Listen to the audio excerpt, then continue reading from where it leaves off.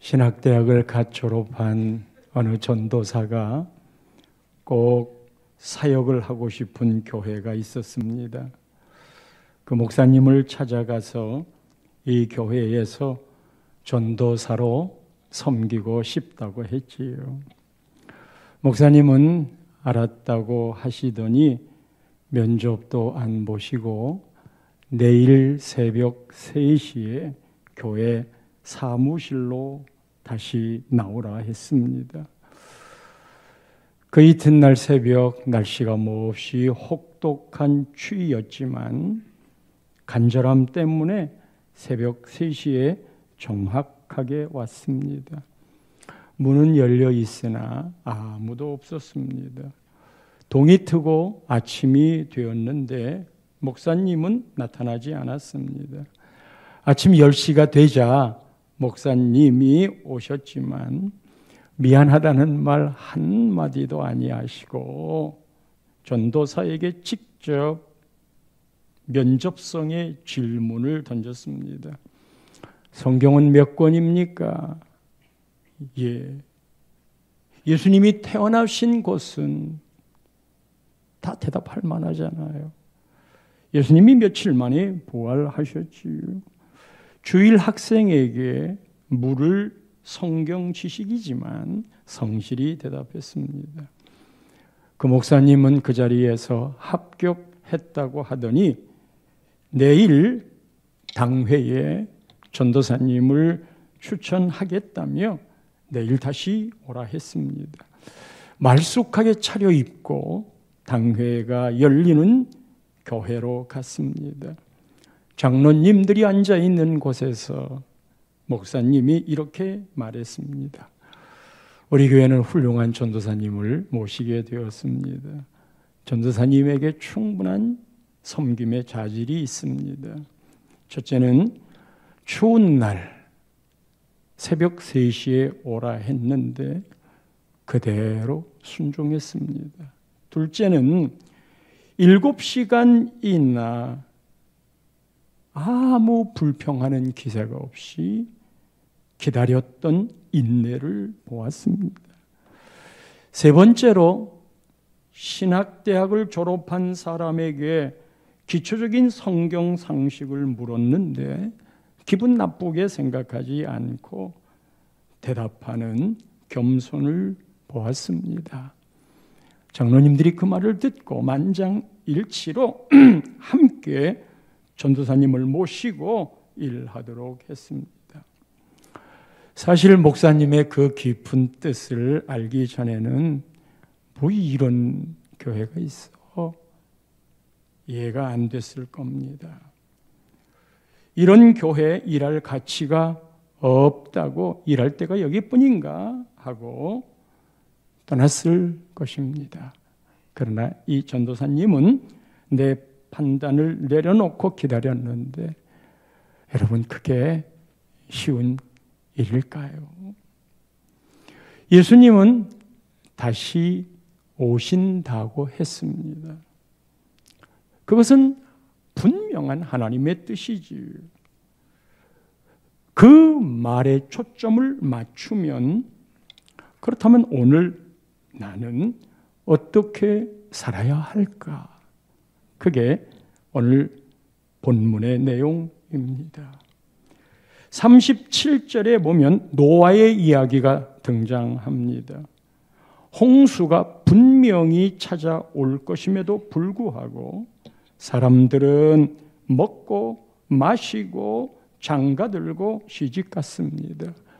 여러분, 홍수 때에 먹고 마시고 장가들고 시집간다는 이 표현을 오해하지 마십시오. 이게 나쁜 게 아니잖아요. 악한 것도 아니잖아요. 사람들이 먹고 마시고 장가들고 시집가는 거 그거 악이라고 말한 적 없어요. 또 이렇게 살아야 돼요. 그런데 무엇이 문제일까? 이렇게 말한 건 그저 그냥 일상이에요. 홍수가 온다 해도 그렇게 살아가야 하는 거예요. 일상적인 일 그것을 강조했을 뿐인데 홍수가 올 것이라는 생각은 안 하고 못 하고 일상에만 몰입해 있다는 것을 말하는 겁니다.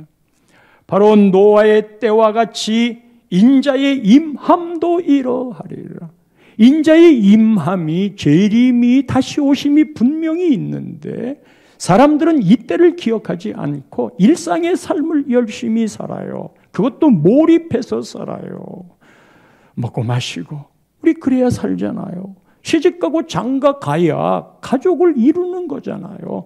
이건 하나님이 주신 축복의 한 부분인지라 괜찮아요. 문제는 여기에 몰입해서 살고 있다가 홍수를 만나도 모른다는 것이고 홍수에 대한 생각을 안 했듯 바로 노아의 때와 같이 예수님의 재림도 그러하다. 39절 말씀해 보면 홍수가 나는 그 순간까지도 그들은 다 멸하게 될 때까지 깨닫지 못했어요. 주님이 오시는 그날까지 깨닫지 못하여서 인자의 임함도 노아의 홍수 때 같으리라. 또 다른 두 가지 예를 더 첨가하여 예수님이 말씀하시는데 40절 말씀해 보면 그때 두 사람이 밭에 있었어요. 이거 생업의 자리예요. 일해야 먹고 살지요. 예수님이 오신다 해도 일해야 먹고 살지요. 한 사람은 데려가고 한 사람은 버려둠을 당할 것이요. 또 41절에 두 여자가 맷돌질을 하고 있음에 맷돌질 같이 붙잡고 맷돌을 돌리는 거예요. 근데 똑같이 두 사람이 그러고 있는데 한 사람은 데려가고 한 사람은 버려둠을 당했다. 이건 뭘 말하는 거예요? 여러분, 밭에서 일하는 건 일상이에요. 장사하는 것처럼, 잠을 자는 것처럼. 맷돌은 가사 일을 보는 거예요. 그냥 일상의 생활 속에 예수님이 오신다는 거예요. 이 세 가지 비유의 공통점이 두 가지가 있으니 하나는 모두 일상이라는 거예요.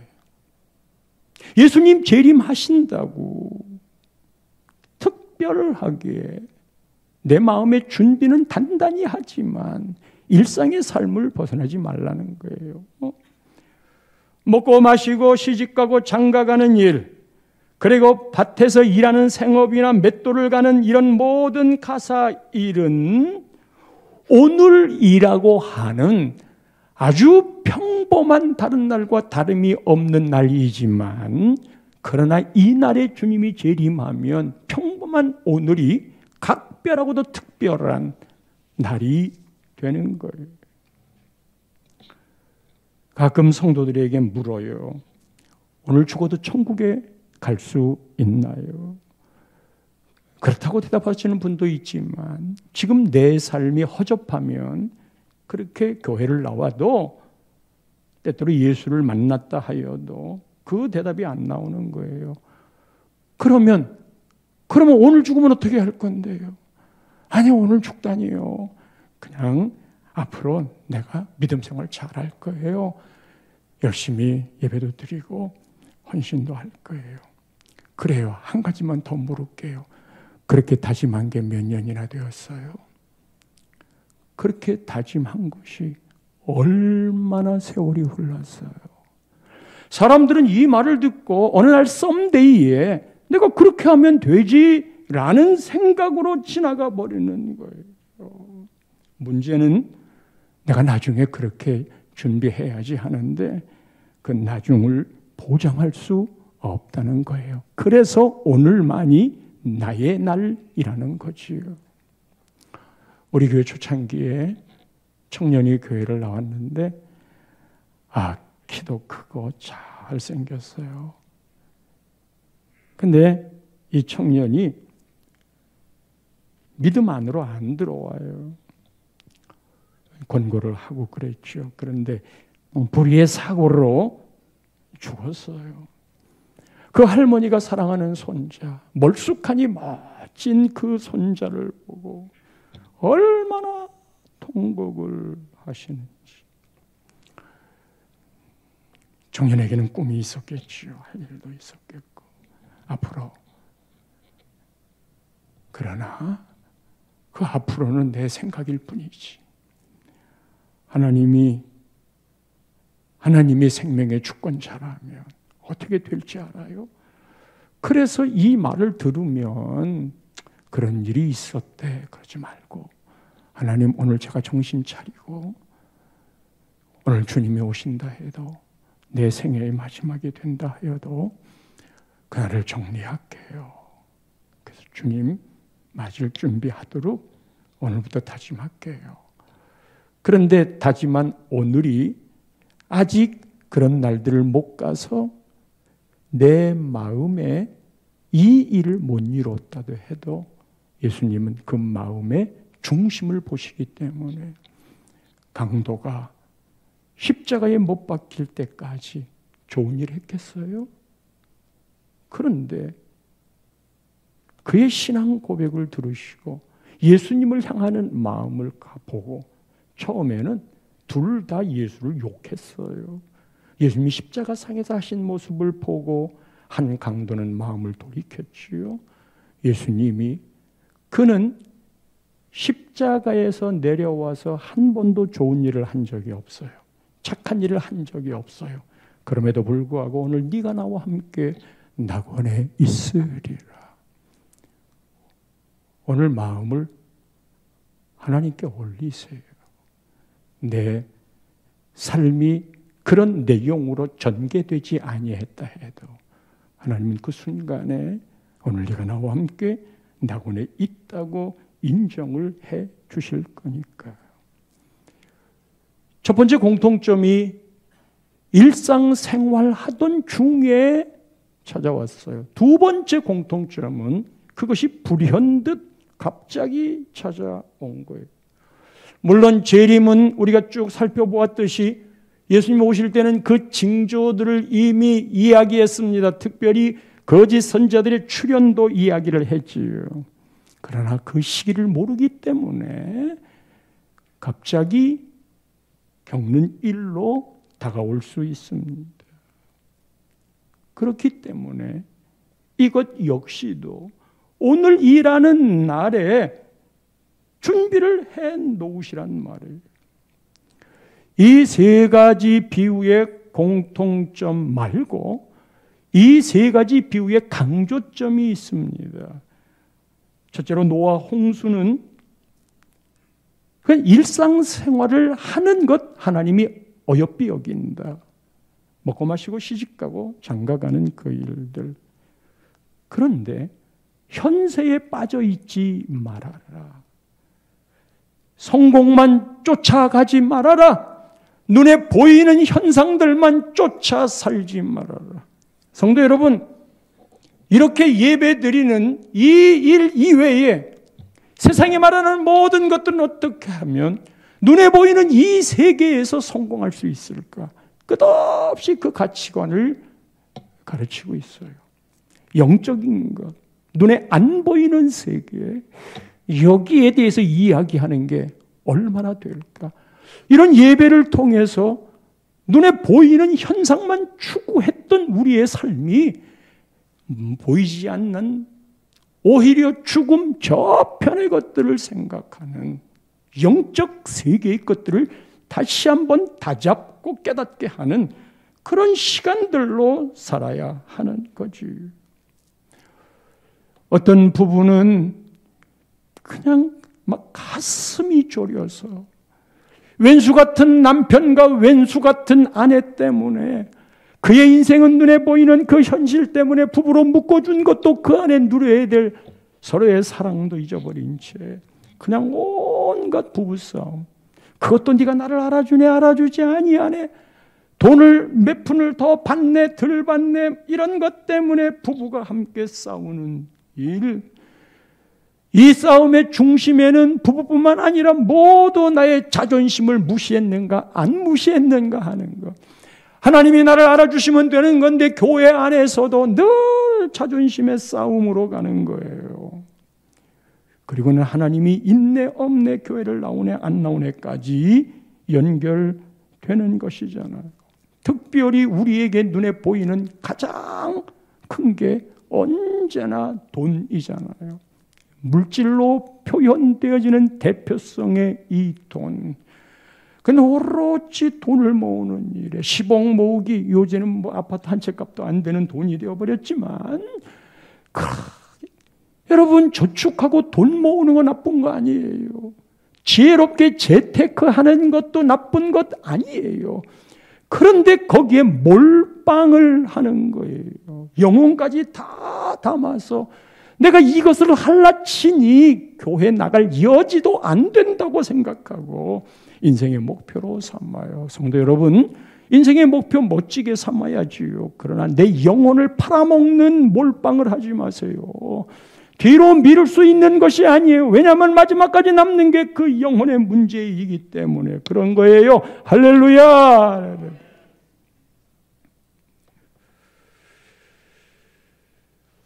누가복음 12장에 어리석은 부자 이야기 나오잖아요. 이 부자가 밭에 소출이 많아. 그런데 이 땅을 어떻게 모았는지, 사기를 친 건지 아니면 잘못된 방법으로 땅을 산 건지 부동산 투기를 한 건지 그거는 나오지 않아요. 그런데 이 사람이 밭에 소출이 풍성했어. 이 풍성한 소출을 보고는 쌓아둘 곳이 없으니까 곡간 창고를 더 크게 짓자. 막 창고를 크게 지었어요. 그리고는 이야기를 합니다. 내 영혼아, 내 영혼아. 19절 말씀 보세요. 내 영혼아, 여러 해 쓸 물건을 많이 쌓아두었으니 평안히 쉬고 먹고 마시고 즐거워하자 하리라. 내 영혼이 평안한 게 아니라 육신은 편안할 수 있어요. 평안과 편안은 받침 하나 다르지만 달라요. 편안한 건 육신이에요. 아무리 육신이 편안해도 영혼은 평안할 수 없어요. 우리가 추구하는 삶은 여러분 육신의 편한 삶이 아닙니다. 평안의 삶을 추구하는 겁니다. 우리는 부자를 추구하는 게 아니에요. 우리는 부유를 추구하는 거예요. 글자 하나 다르지만 우리는 재미를 추구하는 게 아니에요. 우리는 의미를 추구하는 삶을 사는 거예요. 많이 쌓아놓으면 영혼도 평안할 줄 알았지. 그런데 이게 이 부자의 생각만이 아니에요. 오늘 내가 이렇게 찌질하게 힘겹게 사는 건 나한테 재고가 없기 때문이다. 잔고가 부족하기 때문이다. 그래서 내가 대박이 나면 이야, 이제 나는 불행 끝 행복이 찾아온다. 이렇게 생각하잖아요. 불행이 돈이 없고 어떻게 해서든지 돈이 들어오면 나는 행복하다. 전적으로 부정하고 싶진 않아요. 만몬의 신이 강하기 때문에 나도 그럴 수 있어요. 돈이라는 건 선과 악이 아닌 중간 가치잖아요. 하나님도 축복할 때 돈도 물질도 주시잖아요. 근데 문제는 거기에 인생을 거는 거예요. 인생 안 건다고 그래요. 나 그거 크게 거기에 몰빵 안 한다고. 그런데 안 그래요. 그거 어떻게 증명되는 줄 아세요? 하나님의 일과 돈 벌어야 될 일이 딱 겹칠 때 어느 쪽을 초이스합니까? 헌금을 내야 되는 때와 내 돈이 나가야 할 때 다른 거는 다 기분 내면서도 하나님한테는 참 인색해요. 그거 하나 가지고 당신이 무엇을 염두에 두고 사는지 안다는 거예요. 그래서 두 주인을 섬길 수 없다. 그래서 네 지갑이 열리기까지는 믿음이라고 할 수 없다라고 하는 말이 그거예요. 근데 우리는 아닌 것처럼 그래요. 그런데 실상 그 안을 들어보면 끝없이 나를 중심으로 거기에 초점을 맞춰요. 어떤 이는 이 재물이 명예로 가기도 하고, 어떤 이는 그 재물이 무언가를 이룰 나의 성취해야 될 일들로 이어져 가기도 하고, 어떤 이들은 그게 잘못된 방향으로 가면 이른바 주색 잡기라고 하는 것으로 찾아가기도 하지. 매니아라는 이름으로 그렇게 가기도 하고. 그러나 성도 여러분, 여러분이 그런 것들을 이루었다 합시다. 그것마저도 하나님의 축복이라 합시다. 그래놓고 많이 쌓아놨어요. 다른 사람들이 부러워해요. 그 맛이 꽤 괜찮거든요. 아쉬울 때 찾아와서 부탁하고, 그 맛이 괜찮거든요. 쌓여있고 필요할 때 탁탁 기부금, 구제비 내줄 수 있고, 그럴 때 얼마나 고마워해요. 그거 사는 맛 괜찮거든요. 그래서 그거를 추구해 가며 살아요. 그런데 이 부자에게 우리의 생각으로는 밭에 소출이 많아서 쌓아놨으니 이 사람은 낭비하는 사람도 아니에요. 그랬다고 그거 노름하거나 또 못되게 갑질한 것도 아니에요. 이 사람은 다 쌓아놨어요. 그리고 앞날 노후를 준비했어요. 이런 사람은 노후에 아쉬운 소리 하지 않고 세계 여행도 가고 필요한 데 쓰는 멋진 사람 아니에요. 욕할 거 하나도 없어요.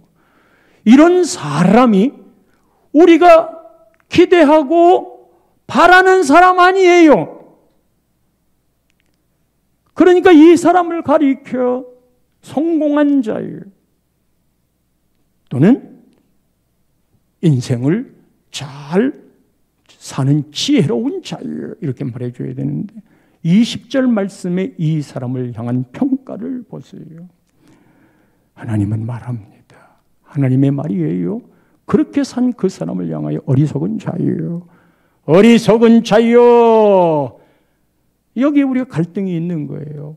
세상이 좋아하고 내가 좋아하는 걸 인정해 주면 되는데 그것을 얻은 그것을 얻고 있는 나를 어리석은 자라고 말하니까 이게 짜증나는 거예요. 아니 하나님의 가치관과 우리 내지는 세상의 가치관이 같이 딱 맞아떨어지면 재미있잖아요. 세상이 인정하는 걸 하나님이 인정해주면 나 열심히 그 길로 가서 세상도 박수를 치고 하나님도 박수를 쳐주면 좋잖아요. 그런데 이 사람에게 어리석은 자요. 왜 어리석어요? 왜? 부자였기 때문에, 저축했기 때문에, 천만의 말씀, 그건 다 지혜롭게 잘한 거예요. 오늘 밤에 내 영혼을 도로 찾으리니, 여러분 도로 찾는다는 말은 준 사람만이 할 수 있는 얘기예요. 이쪽에 있는 A한테 줬는데 내가 이쪽에 있는 B한테 내놔. 그럴 수 없지요. 도로 찾는다는 말은 준 사람만이 받은 사람에게 내놓으라고 하는 거예요. 영혼을 누가 주었어요? 내 영혼을 도로 찾으리니. 누가 영혼을 주었다는 거예요? 우리 하나님이 영혼을 주셨어요. 내 영혼을 도로 찾으리니. 그러면 너희 준비한 것이 이렇게 많이 쌓아놓았던 것이 누구의 것이 되겠느냐? 성도 여러분, 이건 하루 벌어서 하루 먹고 하나님만 바라는 그런 마음이 아니에요. 성경은 저축도 하라고 그럽니다. 미래도 준비하라고 합니다. 노년도 준비하라고 그럽니다. 문제는 내가 그 영혼과 미래에 대한 투자를 하지 아니하고 그 투자를 하나님께 하지 아니하고 오늘 내가 힘이 있다 여기지는 만몬에 어떤 사람은 사람에게 투자를 합니다. 나는 당신을 평생 사랑합니다. 사랑하는 거 아름답고 좋은 일이죠. 그런데 기대는 순간에 그는 부담이 돼서 떠나게 돼 있어요. 오늘 밤에 여러분의 영혼을 찾으시면 남의 일이라고요. 그러면 여러분의 예비한 것이, 여러분들이 아껴놓은 것이, 여러분들이 이름으로 된 그 집들이 등기가 여러분들이 쌓아놓던 명성이 누구의 것이 되겠느냐. 이게 하나님의 주권이라는 거예요. 그 주권을 모르기 때문에 어리석은 자여라고 말하는 거예요. 오늘 밤에 내 영혼을 도로 찾으리니.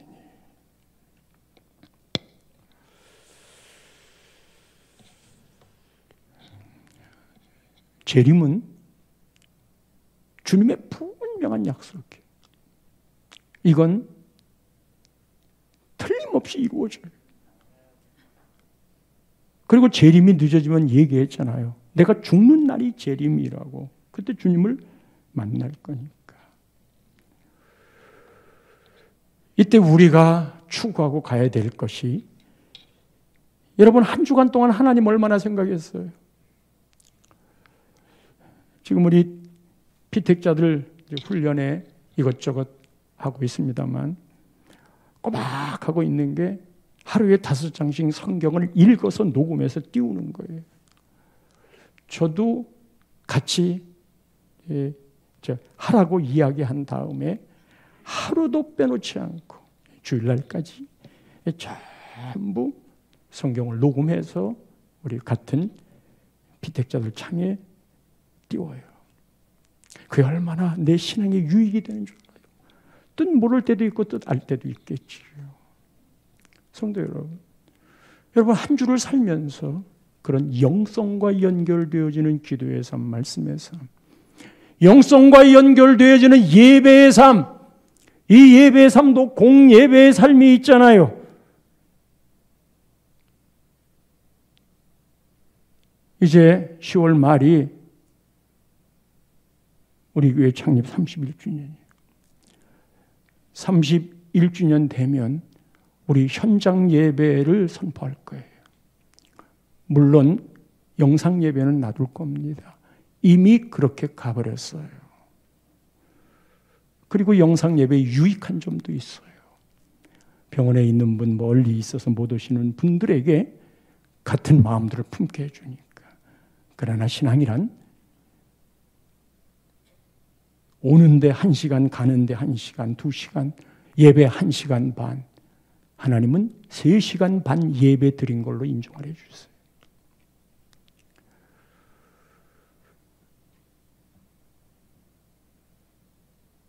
그런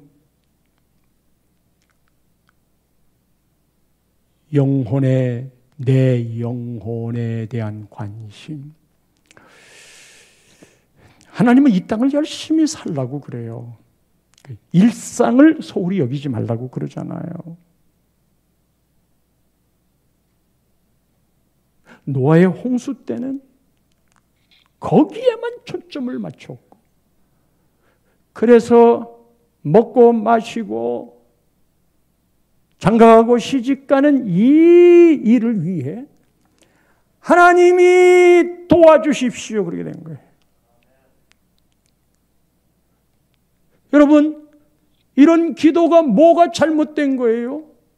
그런데 이런 일들을 통해 하나님의 기쁨과 하나님의 영광이 될게요 라고 하지 않고 그렇게 되도록 도와주세요 라고 하는 거야. 예를 들자면 명문대를 입학했다고 합시다.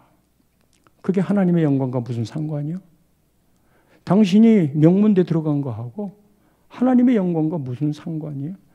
당신이 대박이 나서 돈 많이 번 거하고 하나님하고 무슨 상관이에요? 금요일 날 기도회 때도 이야기했지만 그냥 정말 정성스럽고 눈물겹게 우리 교회 교인들의 아픈 곳을 기도를 해줘요. 그것도 가족들의 기도 제목, 가족들의 아픈 걸, 그거를 다 일일이 적어서 계속 업그레이드를 해요. 나았으면 빼고, 그 다음에 더 안 좋아졌으면 안 좋아지고, 또 다른 사람이 생기면, 여러분 이렇게 하는 교회가 있겠지요. 난 그 자체가 막 감동이 되는 거예요. 교인들의 아픈 것들을 46명이더라고요. 우리 교인도 아니고 교인들의 가족의 일이 교인들의 일이라고. 우리 부모가 아픈 거 그거 다 위해서 기도를 해줘요. 이 기도를 전체에게 다 나누는 건 아니지만 기도하시는 분들에게 그 기도 제목을 나눠서 같이 기도를 하는 거예요. 정말 귀하지요. 근데 우리는 거기에 머무르면 안 돼요. 무슨 말이냐 하면 기도 제목을 내놨어. 그리고 그 기도의 응답을 받을 때도 있고 못 받을 때도 있겠지요. 기도의 응답을 받았어. 사람이 건강해지면 더 죄를 지을 가능성이 많다는 거 아세요? 그 건강 가지고. 사람이 돈을 많이 벌면 그 돈 생긴 것 때문에, 그래서 그걸 관리 못할 수준에서 돈이 많이 오면 그건 축복이 아니고 저주인 거예요. 그런 게 한두 가지예요. 그래서 늘 기도의 마무리를 해야 될 게 하나님 꼭 낫게 해주세요. 그래서 what then? 그래서 어쨌단 말인가? 하나님 이것을 통해 그분들, 기도의 대상자 그분들이 단순히 병 나음이 아니라 꼭 하나님을 만나게 해주세요. 하나님을 만나게 해주세요.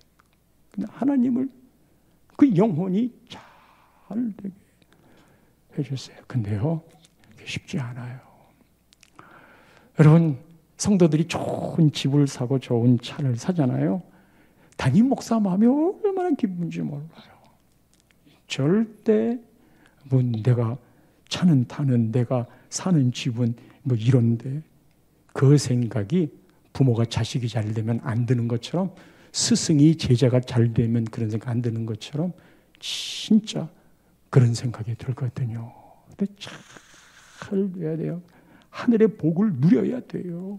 헌금을 기도할 때도 가장들이 하는 일에 주의 복을 주셔서 하나님 잘 되게 해주세요. 그래요. 근데 잘 되면 뭐해? 이상해요. 사람은 어떤 일을 이루기 위해서 하나님 이번 일만 잘 되면 이번 일 잘 되게 해주세요. 근데 하나님을 계속 요청해. 은행가가 되어주세요. 학원 선생이 되어주세요.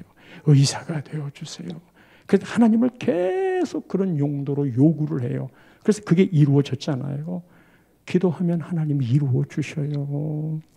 여아베 시니어스에 꽤 그냥 사회적으로 자리매김을 하신 분들이 사는데, 우리 교회에 늘 오셔서 기도도 하시고 예배도 드리시는 그 권사님이 계셨다고 했잖아요. 그 권사님에게 어느 날 시니어스에서 여기까지 같이 걸어오는데 자녀분들 이야기를 하시더라고요. 제가 물어봤어요. 자제가 어떻게 되시느냐고.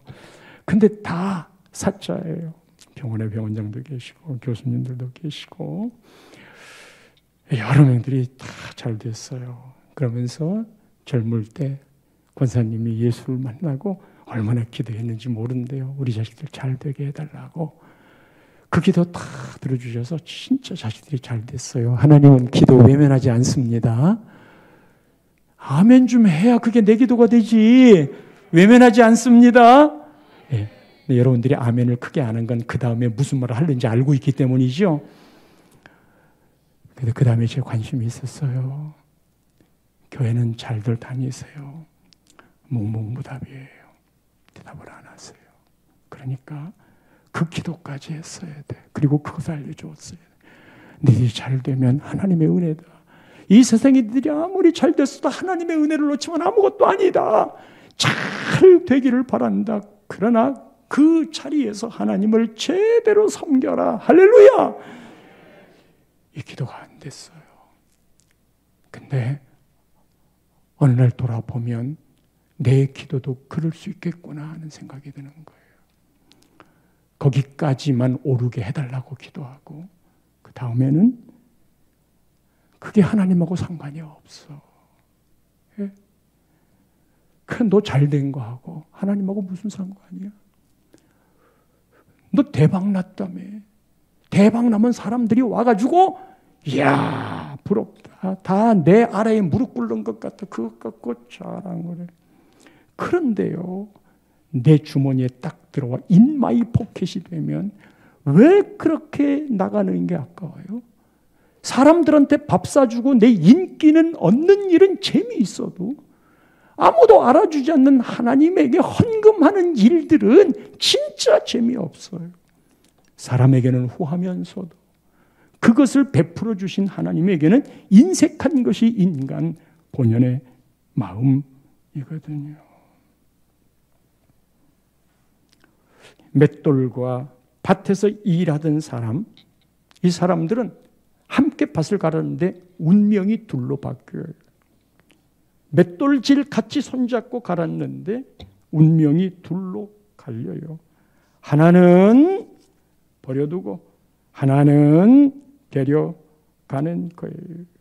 이 40절 말씀, 오늘 본문 예를 들자면, 그때 두 사람이 밭에 있음에 한 사람은 데려가고 한 사람은 버려둠을 당할 것이라. 맷돌질 하는 사람도 마찬가지예요. 40절 띄워줘 보세요. 한 사람은 데려가고 한 사람은 버려둠을 당할 거예요. 데려가는 건 뭐예요? 내가 너를 픽업하겠다. 내가 너를 초이스하겠다. 내가 너와 같이 있겠다. 데려가는 거, 이게 휴거잖아요. 이 휴거는 아주 좋은 마음으로 데려가는 거예요. 거기 만나서 기쁨이 있어요. 천국이 이어져요. 그런데 또 한 사람은 버려둠을 당할 것이래요. 버려둠을 당할 것이래요. 당한대요. 뭘 당해? 버려둠을 당한대요. 한 사람. 오, 사랑스러워. 데려가고 한 사람은 버려두는 거야. 이 버려두는 것을 당할 것이라고 이야기하는 거예요. 운명이 바뀌지요. 주님 재림하시는 날 예수 믿는 우리들은 공중에서 주님 만나 휴거의 사건으로 신랑 신부의 혼인잔치가 있지만 축제, 우리의 구원도 그렇고, 그러나 그렇지 않은 사람들은 버려둠을 당할 것이라. 그렇다면 어떻게 살아야 될 건가? 그렇다면 어떻게 살아야 될 건가? 소중한 게 금이잖아요. 여러분도 아는 이야기지만, 이 황금은 녹이 안 쓸어요. 재산의 가치가 있어요. 소중한 거예요. 소금은 우리 신체에 꼭 필요한 거. 그래서 옛날에는 소금을 돈 가치로 매겨서 화폐처럼 사용하는 곳도 있었대요. 소금이 없으면 음식 맛을 낼 수가 없어요. 그래서 소금이 우리 신체에 꼭 필요한 거예요. 황금과 소금이 중요하지만 더 중요한 게 있다고 그러잖아요. 지금 황금도 소금도 이것보다 더 중요한 건 지금이다. 그래서 지금 어떻게 해야 되는가? 결론을 이야기합니다. 42절에 그러므로 깨어 있으라. 그러므로 깨어 있으라. 할렐루야. 이게 오늘 설교 제목이에요. 그러므로 깨어 있으라. 왜 깨어 있어야 되느냐? 어느 날에 너희 주가 임할는지 너희가 알지 못하기 때문이니라. 43절에 너희도 아는 바니 만일 집주인이 도둑이 어느 시각에 올 줄 알았더라면 깨어 있어 그 집을 뚫지 못하게 하였으리라. 도둑은 죽이고 멸망시키려고 오는 거예요. 도둑질하고. 도둑이 오는 건 사탄을 이야기한다고 요한복음 10장 10절에 말씀을 하고 있지만, 그 도둑은 우리를 죽이고 멸망시키려고 하는 거기 때문에 안 들어와야 돼요. 들어오면 망해요. 근데 이것도 그런 도둑이 들어올 줄을 알았더라면 깨어 있단 말이에요. 깨어 있지 못하기 때문에 멸망당하는 것이지요. 그렇다면 깨어 있다는 게 뭐냐? 깨어 있는 게 뭔데요? 어떻게 하는 게 깨어 있는 건데요. 이거를 더 구체화시켜서 오늘 44절 마지막 말씀에 이렇게 이야기합니다. 이러므로 너희도 준비하고 있으라. 깨어 있는 게 뭐냐? 준비하고 있으라. 깨어 있는 게 뭐냐? 준비하고 있으라. 그 준비를 어떻게 해야 되는 건데요? 다음 절 말씀하고 지혜롭고 충성스러운 종과 25장은 다 준비하고 있으라는 이런 걸 세 가지 비유를 통해 말씀하고 있어요. 그래서 깨어 있으면 준비하고 있는 건데 이 준비하고 있는 걸 어떻게 준비해야 하는 거냐?